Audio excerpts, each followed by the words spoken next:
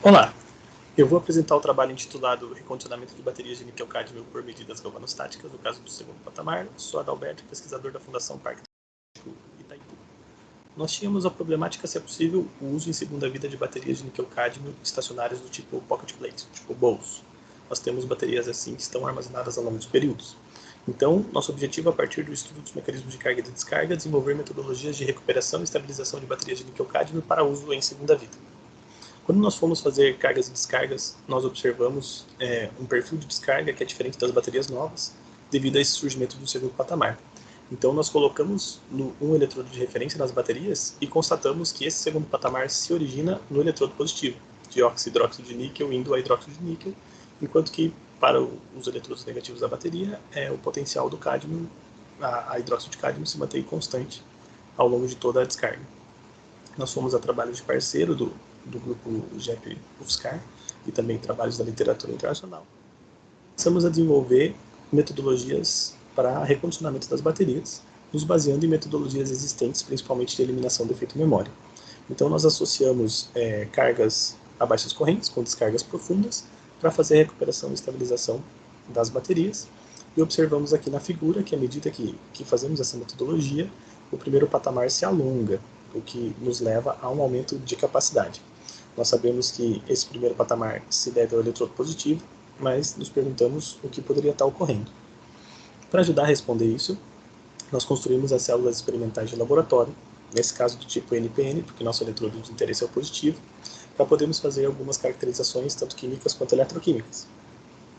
Essas nossas células, que vêm de uma experiência anterior com trabalhos em bateria de chumbo ácido do GEP-UFSCar, elas têm alguns requisitos. Elas são transparentes, para visualização, elas têm excesso de eletrólito, elas têm os contraeletrodos muito maiores do que o eletrodo de trabalho, como é possível ver nessa figura central.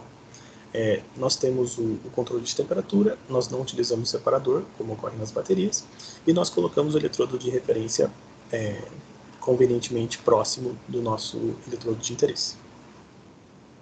Essa célula, e conhecendo medidas de DRX da literatura, nós observamos os trabalhos de Sato e parceiros, que eles estudaram o surgimento do gama-oxidróxido de níquel a partir de descargas rasas e correlacionaram essa fase com o efeito memória.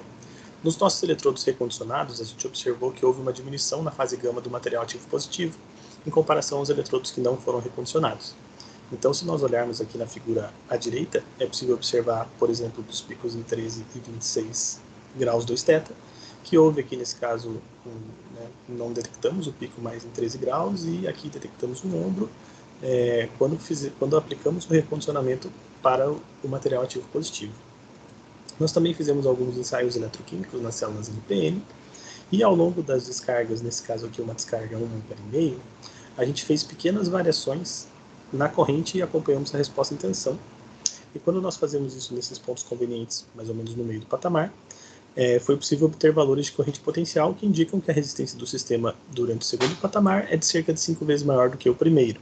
Então, nós tiramos aqui os valores de diferença de potencial e corrente para o primeiro platô, para o segundo platô, e constatamos que para o primeiro é da ordem de cerca de 50 miliohms, enquanto que para o segundo é em torno de 300 miliohms, sendo o segundo patamar, portanto, mais resistivo.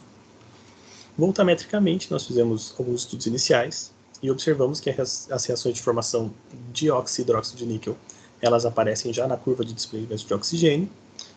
Fizemos para várias velocidades, sempre apareceu somente na curva, além de algumas diferenças nas voltametrias antes e depois do recondicionamento. Então, principalmente aqui no que se refere ao pico C1, que muda drasticamente antes e depois do recondicionamento.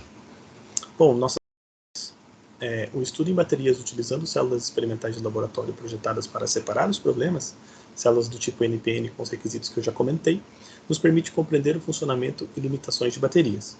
Durante o recondicionamento das baterias, houve um aumento no primeiro patamar de descarga dos eletrodos positivos, que levou a um aumento na capacidade da bateria e que pode estar relacionado à transformação de gama a beta-oxidróxido de níquel, observados antes e depois do recondicionamento por difração de raio-x.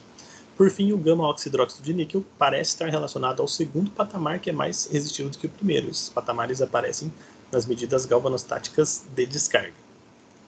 Muito obrigado. É isso.